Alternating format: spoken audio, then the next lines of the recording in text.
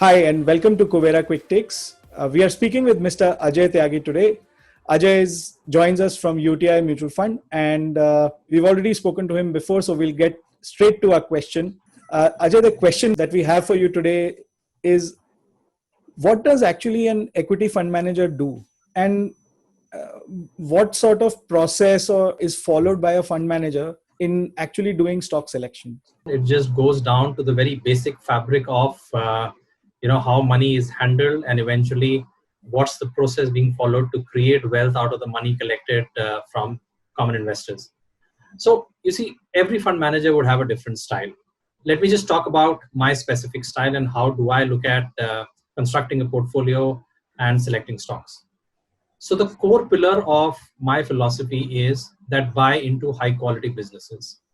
We want to separate businesses and we want to keep them away from stock prices.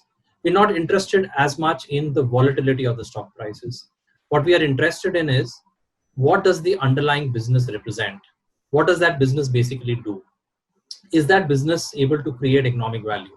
Because remember one thing, if the business is not generating economic value, it will not be able to create sustainable long-term wealth for investors.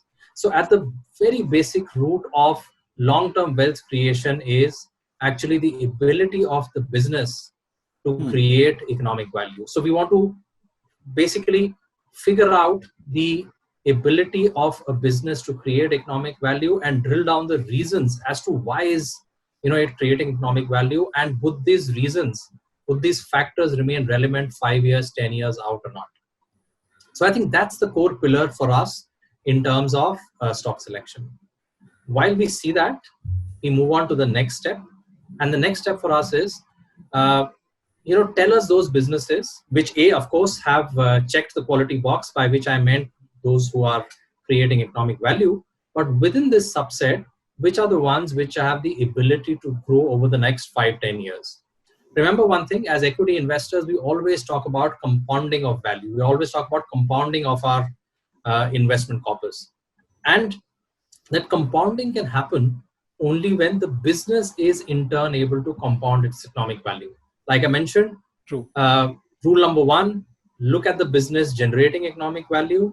But rule number 2 should be, which are the businesses which are able to compound or grow this economic value? If these two factors are met, I can assure you that you are in for a very steady and an amazing ride in terms of wealth creation. So that's the typical business that we like, and that's at the core of our stock selection framework. Just one question around the approach that you mentioned. Do you first select an industry and then identify stocks within that industry, or do you look at a more bottoms up sort of approach where you select a stock, or you use a filter, apply some filters which are sector agnostic, and then select the stock? Different fund managers will have different approach.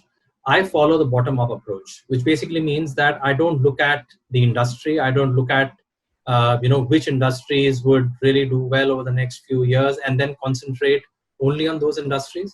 What I look for is businesses that could be part of different industries and different sectors, but businesses which qualify the two very important rules that I just discussed.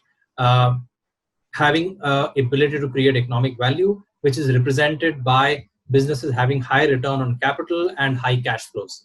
These are the two things that you can look at and take a very, I would say, reliable decision on whether economic value is being created.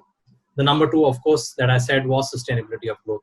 So for me, it's picking up businesses, and they could be from different sectors, different industry categories, but businesses which essentially qualify in terms of quality and in terms of growth. Right. So from what you said, I'm also reminded of my finance professor who used to say, cash is king, baki sab maya hai. Absolutely.